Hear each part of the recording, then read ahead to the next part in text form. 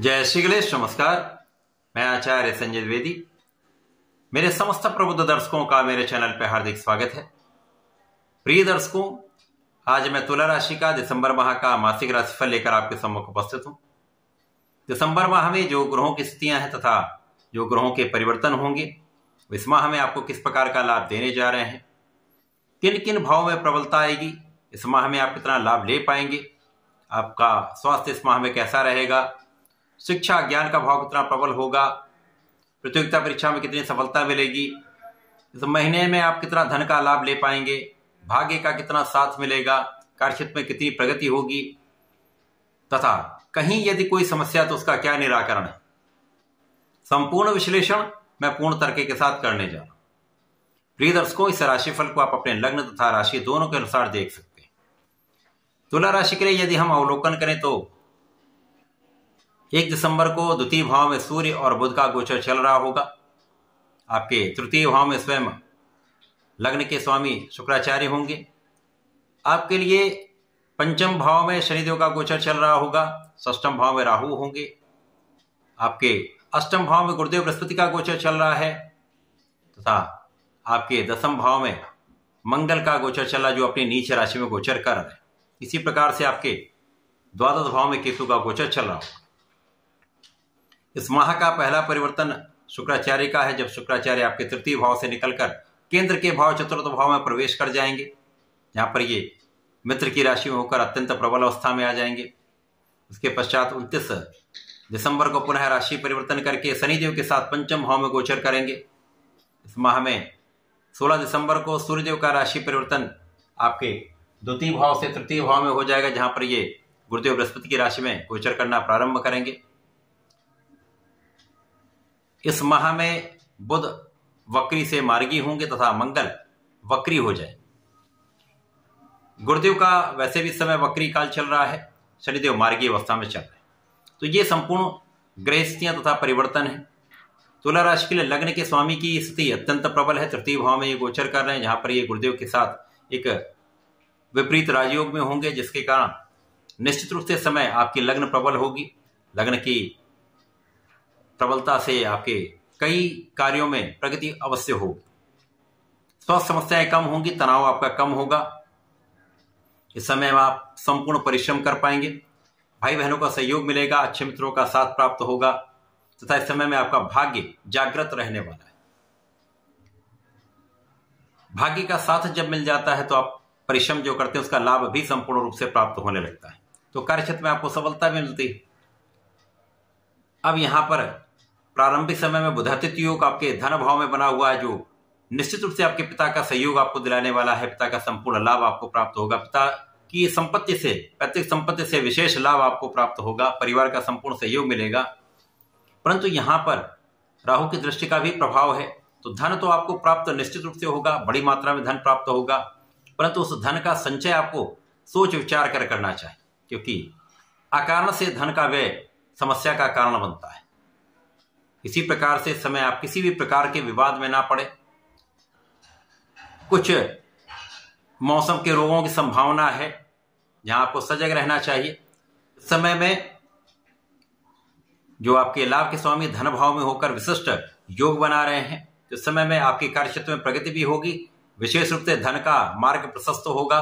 कई मार्गों से आपके लिए धन की प्राप्ति हो सकती है। तो धन तो निश्चित रूप से प्रबल रूप से आएगा। यहां पर गुरुदेव का प्रभाव भी आपके धन भाव पर है, जो विपरीत राजयोग में है।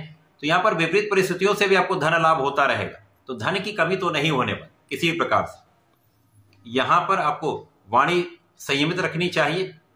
आप यद्यपि यहां पर बहुत संयमित होंगे, परंतु कठोर जो वाणी होती है वो कहीं ना कहीं कष्ट का कारण बनती है, क्योंकि सूर्य के साथ बुध, मंगल की राशि, मंगल नीच के।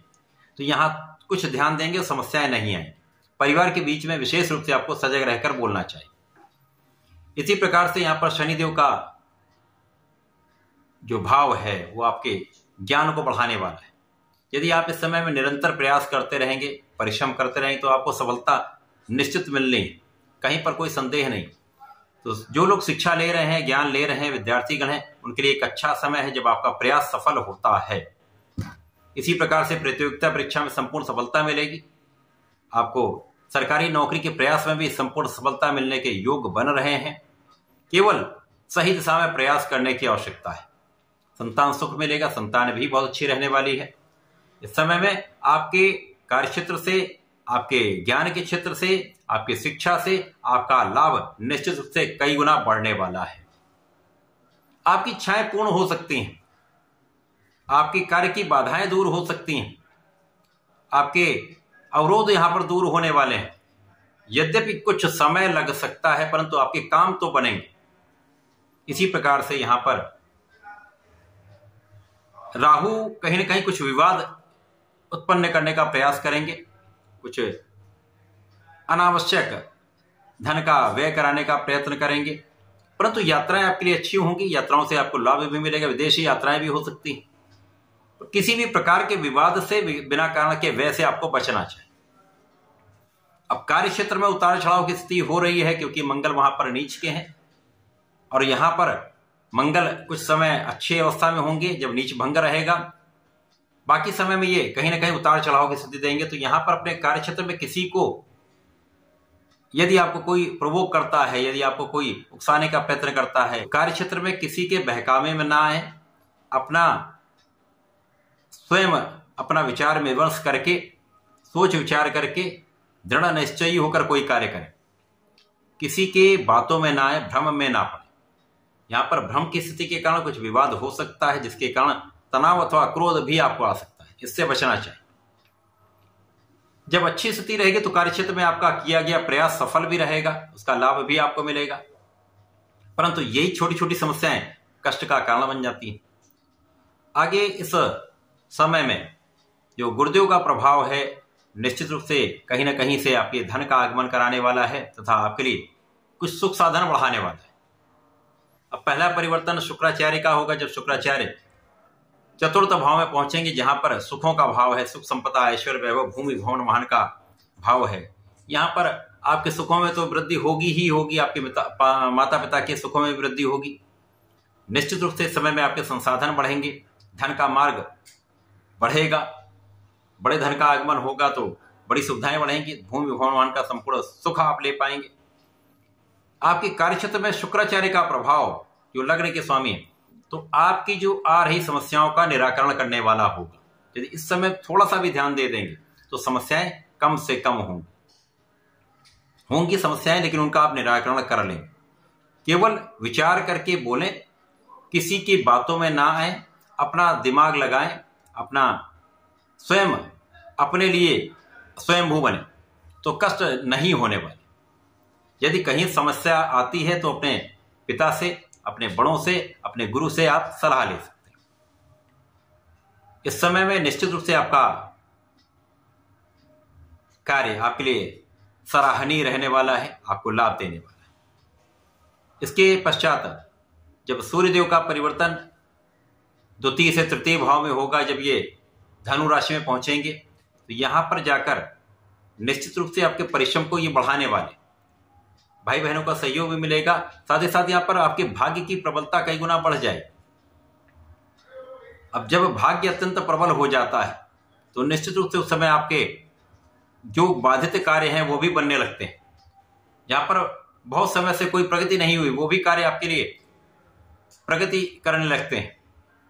धर्म का आचरण आपको करना चाहिए। धर्माचरण से आपके कार्यों में भी प्रगति आएगी, आपको मन को भी संतुष्टि प्राप्त होगी। निष्ठा के साथ अपने कार्य में लगे रहिए, सफलता मिलकर रहेगी। इसके पश्चात 29 दिसंबर को पुनः शुक्राचार्य आपके पंचम भाव में जाएंगे, जहां पर लग्न के स्वामी का शनिदेव के साथ महायोग बनेगा। एक ऐसा योग जब दो मित्रों का संयोजन आपके लिए विशिष्ट रहने वाला है, आपकी मन की समस्त इच्छाएं पूर्ण करने वाला है, आपके विलंबित कार्य भी पूर्ण करने वाला है, शिक्षा में सर्वश्रेष्ठ सफलता देने वाला है, अच्छे परिणामों की प्राप्ति कराने वाला है। तो इस समय आप जीवन का सर्वश्रेष्ठ लाभ ले सकते हैं। सर्वाधिक लाभ का योग यहां पर बन रहा है। यहां पर आपकी स्वास्थ्य समस्याएं कम होंगी। जो लोग नौकरी के लिए प्रयासरत हैं, तलाश कर रहे हैं, उनको इस समय में अपनी इच्छा के अनुसार कार्यक्षेत्र की प्राप्ति हो सकती है, नौकरी की प्राप्ति हो सकती है, अच्छे प्रोफेशन में जा सकते हैं। यदि आप कला क्षेत्र से संबंधित होकर कोई कार्य करते हैं तो इस समय बड़े अवसर आपके लिए आने वाले हैं। तो ये माह दिसंबर का तुला राशि के लिए कुछ बड़े परिवर्तन करा के अच्छे लाभ देने वाला है, जीवन में प्रगति के अवसर देने वाला है, धन के कई मार्ग बनाने वाला है। इस समय में आपको नियमित रूप से भगवान भोलेनाथ पर जलार्चन करना चाहिए। प्रत्येक शुक्रवार को दही से अभिषेक करें अथवा पंचामृत से अभिषेक करें, श्वेत मिष्ठान का अर्पण करें, श्रेष्ठ लाभ आपको प्राप्त होगा, कहीं किसी प्रकार की बड़ी समस्या नहीं होने वाली। तो ऐसा करके इसका लाभ लें। धन्यवाद, नमस्कार।